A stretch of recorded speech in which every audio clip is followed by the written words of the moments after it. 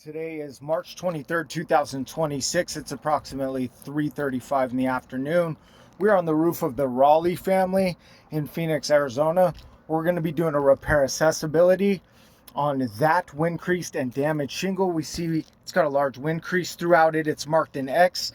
I have the surrounding shingles marked out and numbered as 1, 2, 3, 4, 5, and 6. What I'm going to be doing is removing and reinserting the X shingle. So I have a 3-tab shingle here. The shingle starts here. The shingle ends here. It's got a large crease through it. I need to start by making sure it's separated from books 1 and 2. I'll use a soft nose putty knife for that. That's pretty simple.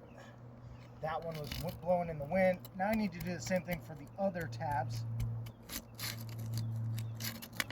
Want to go slow and careful. Don't want to rip or tear anything.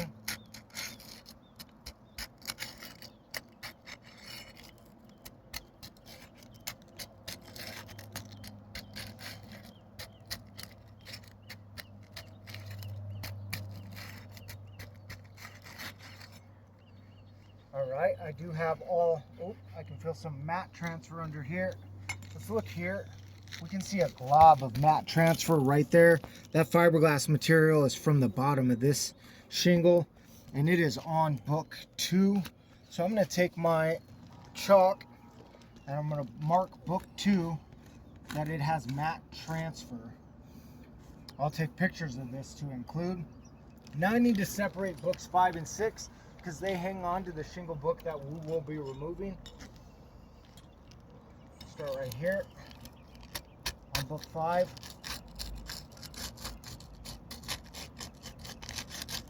Luckily on book 5 we only need to remove that one tooth.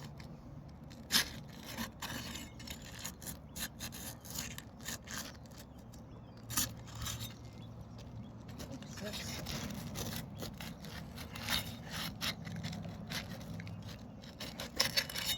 Alright.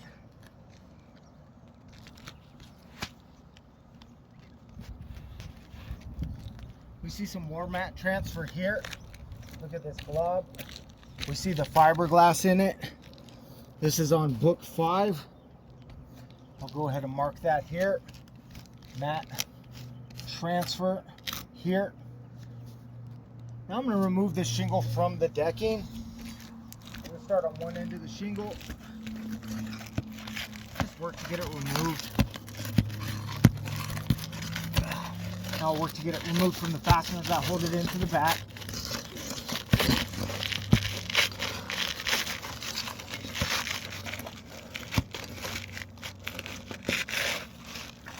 Alright, I do have the shingle book removed. We can see quite a bit of mat transfer. Here, here, here, here, and here. All that material is transferred onto the bottom of books 5 and 6. I'm going to slide that off to the side. What I'm going to do now is an investigation of the underlayment to make sure we have a clean and clear surface for a reinsertion. I'll need to get this nail out of the way.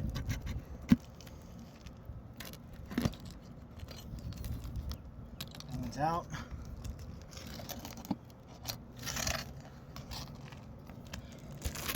We use the roofing snake for these.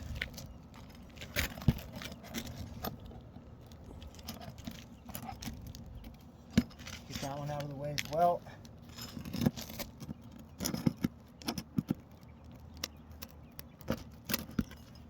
Get that one out of the way. We got one more right here.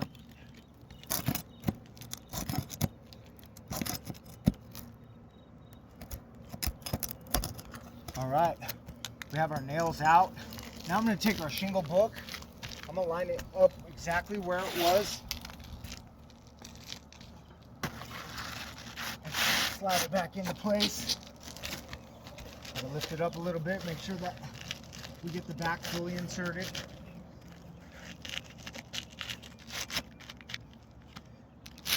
There we go, we got our shingle book back in place. Now I'm going to take the roofing snake, 1 1/4 inch per code roofing nails, and reinsert it.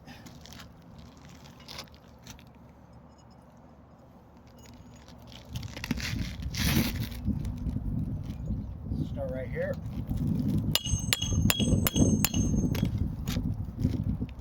That's one.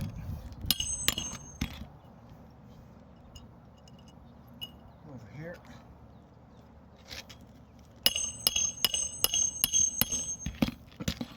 That's two.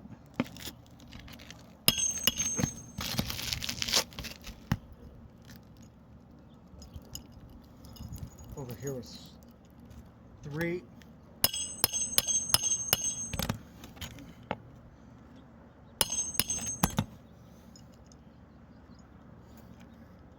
And right over here, all the way on the end, with number 4.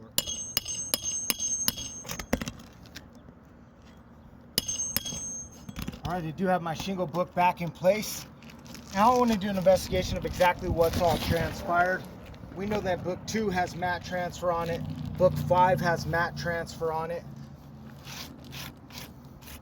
I can also see right here on book 5 a large crease. That's probably from the connection of the mat transfer when we go to take this shingle out or separate this book. That happens. Look over here as well. We have it over here in the corner of book 5 and over here in the corner of book 6. So I'm going to go ahead and mark up here. That book 6 has a crease. We'll mark that with C. And I'm going to mark book 5 with a crease times 2. So we have 2 creases, 1, 2. Book 3 has maintained its integrity, is good. Book 4 is good as well. Book 1 is good. And book 2 has mat transfer. I'm going to take notes up here. 2 has mat transfer.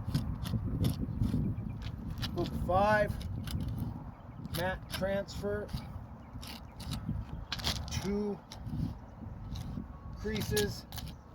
And book 6, 1 crease. Because 3 books are affected by the removal and replacement of this shingle, I do deem this roof irreparable.